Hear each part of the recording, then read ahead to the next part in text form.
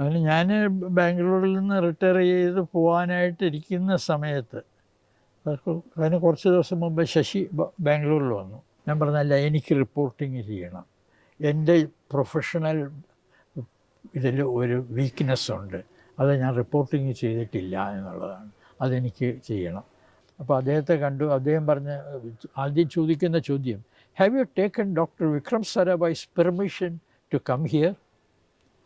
I said, I thought you are the director. BRP Bhaskar of United News of India is free to meet members of the staff and discuss their work.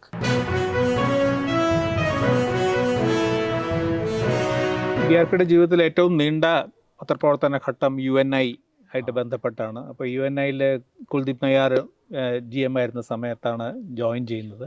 അത് കഴിഞ്ഞ് കൂടുതൽ സമയം ഗുജറാത്തിൽ, അഹമ്മദാബാദിൽ.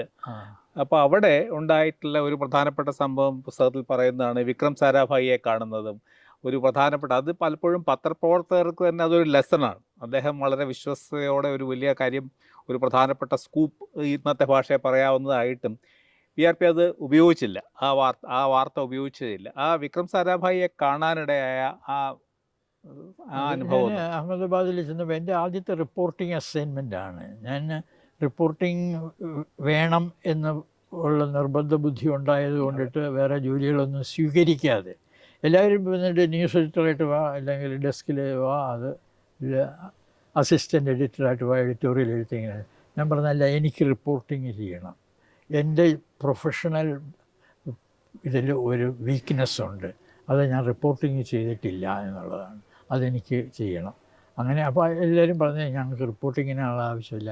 കുൽദീപ് നയ്യാർ പറഞ്ഞു, പിന്നെ എനിക്ക് ഡൽഹിയിൽ റിപ്പോർട്ടേഴ്സിനെ ആവശ്യമില്ല. അത് ഞാൻ പറഞ്ഞു, ഡൽഹിയിൽ വേണമെന്നൊന്നും എനിക്ക് നിർബന്ധമില്ല. അപ്പോൾ പറഞ്ഞു, എങ്കിൽ പിന്നെ പ്രശ്നമൊന്നുമില്ല, എനിക്ക് അഹമ്മദാബാദിൽ ആളെ വേണം, പാറ്റ്നയിൽ ആളെ വേണം.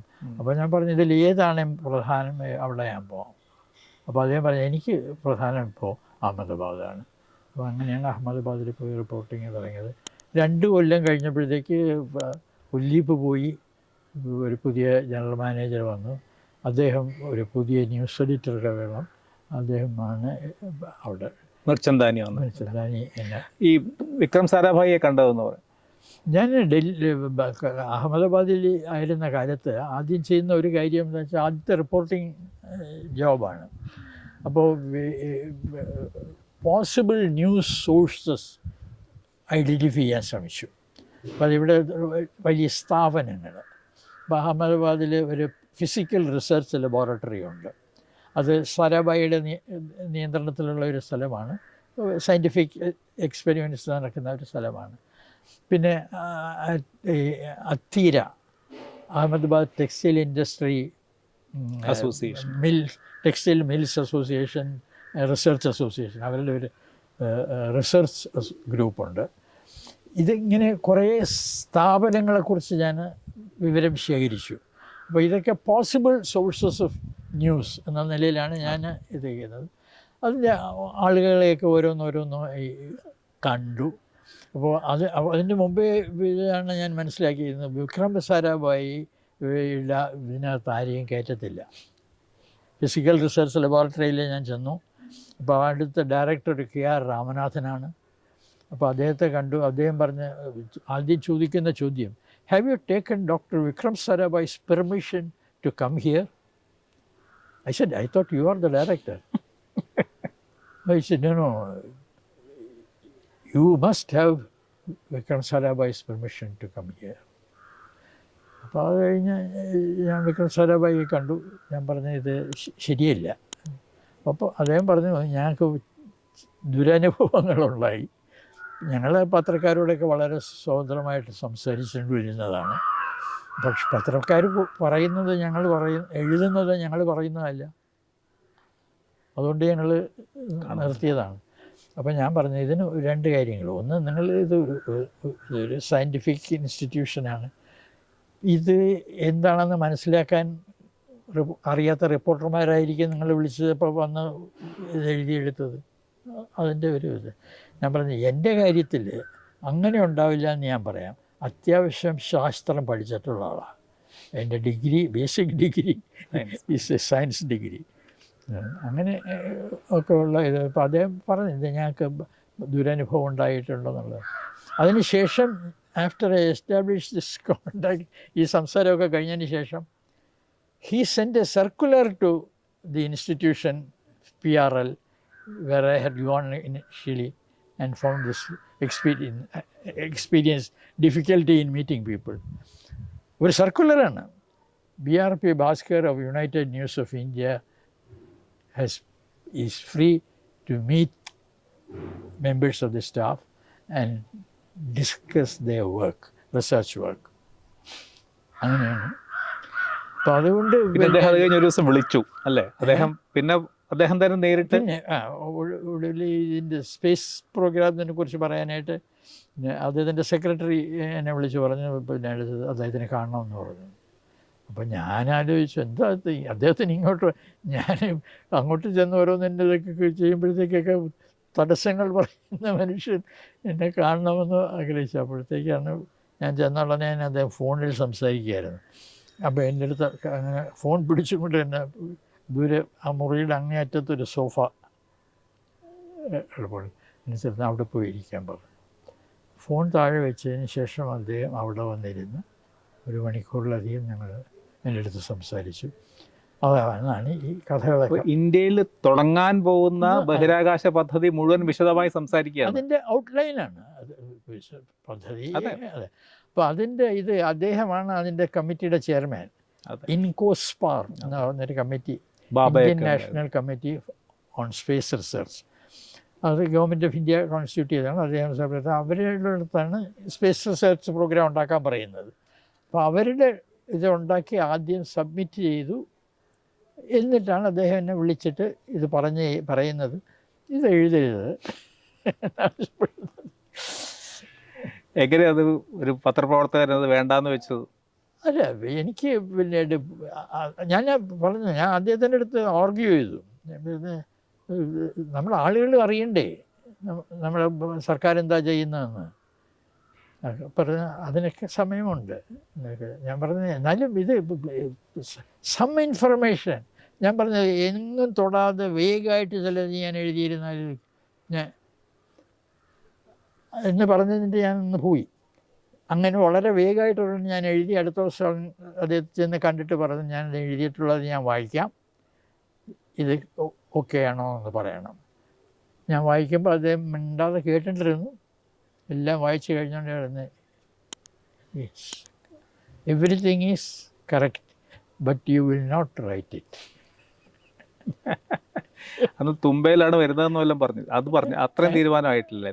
ഇല്ല, തുമ്പയിലൊക്കെ അന്ന് ഇത് മാത്രമേ ഉള്ളൂ. മേലോട്ടുള്ളത് ഇവിടുന്നതേ ഉള്ളൂ. അത്രേ ഉള്ളൂ. സാറ്റലൈറ്റ് ലോഞ്ച് ഒന്നും വന്നിട്ടില്ല. റോക്കറ്റ് ലോഞ്ചിങ് മാത്രമേ ഉള്ളൂ. ഈ ഇക്വറ്റോറിയൽ റോക്കറ്റ് ലോഞ്ച് ടേൾസ്. അപ്പോൾ ഇത് കഴിഞ്ഞ് ഈ പ്രിൻ്റ് കഴിഞ്ഞിട്ട് യാദൃശ്ചികമായിട്ടാണ് BRP കേരളത്തിൽ ഒരു ടെലിവിഷൻ ചാനലിൻ്റെ, അതായത് ആദ്യത്തെ ടെലിവിഷൻ ചാനലിൻ്റെ തുടക്കത്തിലേക്ക് വരുന്നത്. എങ്ങനെയാണ് ആ ഏഷ്യാനെറ്റ് സ്ഥാപനവുമായിട്ട്, അല്ലെങ്കിൽ ഇന്ത്യയിൽ തന്നെ സ്വകാര്യ ചാനലുകളിലെ ഉപഗ്രഹ ചാനലുകളിലെ ആദ്യത്തേതാണ്, മലയാളത്തിൽ സ്വാഭാവികമായിട്ട് ഏറ്റവും ആദ്യത്തെയാണ്. എങ്ങനെയാണ് BRP അതുമായിട്ട് ബന്ധപ്പെടുന്നത്? ഞാൻ അതുമായി ബന്ധപ്പെടുന്നത്, ഞാൻ ബാംഗ്ലൂരിലായിരുന്നു അവസാന ജോലി, ഡെക്കൺ ഹെറാൾഡ്. അത് വിട്ട് കേരളത്തിലേക്ക് വരാനായിട്ട് ആണ് എൻ്റെ പദ്ധതി. അവിടെ നിന്ന് വിരമിക്കാൻ മാസങ്ങൾ ബാക്കിയുള്ളപ്പോൾ എന്നിട്ട് നാട്ടിലേക്ക് പോകാനാണ് പദ്ധതി. പിന്നെ ആ സമയത്താണ് പിന്നെ ഇതിൻ്റെ പ്ലാനിങ് നടക്കുന്നത്. അപ്പോൾ അതിനെക്കുറിച്ച് ചില വിവരങ്ങൾ എനിക്ക് കിട്ടുന്നുണ്ട്. കാരണം ആ ഗ്രൂപ്പിലുള്ള ഒരാൾ എൻ്റെ ഒരു പഴയ കൊളീഗായിരുന്നു, ഒരു തെലുഗു ജേർണലിസ്റ്റാണ്. എൻ്റെ കൂടെ UNI വർക്ക് ചെയ്ത ആളാണ്. പിന്നീട് ദൂരദർശനിൽ പോയി. ദൂരദർശനിൽ ഹി വർക്ക്ഡ് വിത്ത് ശശികുമാർ. അങ്ങനെ ശശികുമാറുമായിട്ടും അടുപ്പമുണ്ടായിരുന്നു. അപ്പോൾ ശശികുമാറിൻ്റെ പ്ലാൻസൊക്കെ അദ്ദേഹത്തിനറിയാം. അദ്ദേഹം എൻ്റെ അടുത്ത് വന്നിങ്ങനെ പറയും, ശശി അത് ചെയ്യുന്നു ഇത് ചെയ്യുന്നു എന്നൊക്കെ പറയും. ശശി എടുത്ത് കയറിയും എന്നെക്കുറിച്ച് സംസാരിച്ചു. അതിന് ഞാൻ ബാംഗ്ലൂരിൽ നിന്ന് റിട്ടയർ ചെയ്ത് പോകാനായിട്ടിരിക്കുന്ന സമയത്ത്, അതിന് കുറച്ച് ദിവസം മുമ്പ് ശശി ബാംഗ്ലൂരിൽ വന്നു. ബാംഗ്ലൂരിൽ വന്നിട്ട് പറഞ്ഞു, പിന്നീട് ഞാനൊരു ചാനൽ തുടങ്ങാൻ പോവുകയാണ്, വിൽ യു ഹെൽപ്പ് മീ? ഞാൻ പറഞ്ഞു ഞാനിപ്പോൾ പിന്നെ നാട്ടിൽ കേരളത്തിൽ, ഞാൻ പറഞ്ഞു ഞാൻ ഇപ്പോൾ ഇവിടെ നിന്ന് റിട്ടയർ ചെയ്യാൻ പോവുകയാണ്. റിട്ടയർ ചെയ്ത് ഞാൻ കഴിഞ്ഞതിന് ശേഷം ഞാൻ നാട്ടിൽ പോകാൻ തന്നെയാണ് എൻ്റെ ഉദ്ദേശം. അതുകൊണ്ട് നിങ്ങൾ തുടങ്ങുന്ന സമയത്ത് ഞാൻ അവിടെ ഉണ്ടാവാൻ ആണ് സാധ്യത. എന്നാൽ കഴിയുന്ന എൻ്റെ സഹായവും തരാം.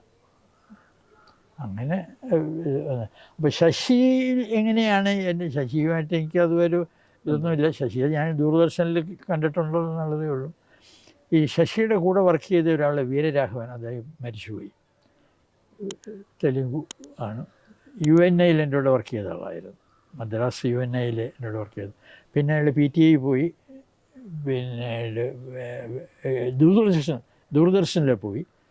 അപ്പോൾ അങ്ങനെ ദൂരദർശനിൽ വർക്ക് ചെയ്യുമ്പോൾ ശശി അവിടെ വർക്ക് ചെയ്യുന്നുണ്ടായിരുന്നു. അങ്ങനെ പിന്നീട് അപ്പോൾ അതിൻ്റെ ആദ്യത്തെ പ്ലാനിങ്ങിൽ എങ്ങനെയായിരുന്നു, എന്തിലായിരുന്നു BRP ഇൻവോൾവ് ആയത്? ഈ ഏഷ്യാനെറ്റിൻ്റെ ഇല്ല, ഇത് ആദ്യത്തേത് ഞാൻ പറഞ്ഞല്ലേ, ബാംഗ്ലൂരിൽ നിന്ന് ഞാൻ നാട്ടിലേക്ക് വരാൻ മാനസികമായി തയ്യാറെടുത്തുകൊണ്ടിരിക്കുന്ന സന്ദർഭത്തിലാണ് ശശി വന്നത്. ശശി വന്നിട്ട് പറഞ്ഞു ഇങ്ങനെ ഞങ്ങളൊരു ചാനൽ തുടങ്ങാനായിട്ട് will you help us? I said yes, I will be there, you can depend upon any. പിന്നെ ഞാൻ പറഞ്ഞ ഒരു I don't intend to take up any job. അതുകൊണ്ടിട്ട് I will not take up any job in this thing, but I will help in a consultancy basis on it. Because I don't want to take up any more jobs. Only a consultancy. അങ്ങനെ ഞാൻ പറഞ്ഞു ഞാനിപ്പോൾ നാട്ടിലേക്ക് പോവും, ഞാൻ അവിടെ ഉണ്ടാവും. So when you are ready you tell. സക്കറിയും ഒക്കെ ഇൻവോൾവ് ആണ് അല്ലേ? സക്കറിയൊക്കെ ഇൻവോൾവ് ആണ്. പക്ഷേ എനിക്ക് അതിനു മുമ്പ് സക്കറിയായിട്ട് വലിയ ബന്ധങ്ങളൊന്നും ഉണ്ടായിരുന്നില്ല. സക്കറിയ എഴുത്തുകാരെന്നുള്ള നിലയിൽ അറിയുമെന്നുള്ളതേ ഉള്ളൂ. ഞാൻ വിട്ട ശേഷമാണ് സക്കറിയ ഡൽഹി വന്നത്. ഞാൻ ഡൽഹിയിലുള്ളപ്പോഴല്ല, ഡൽഹിയിൽ വെച്ച് ഞങ്ങൾ പരിചയപ്പെട്ടിരുന്നില്ല.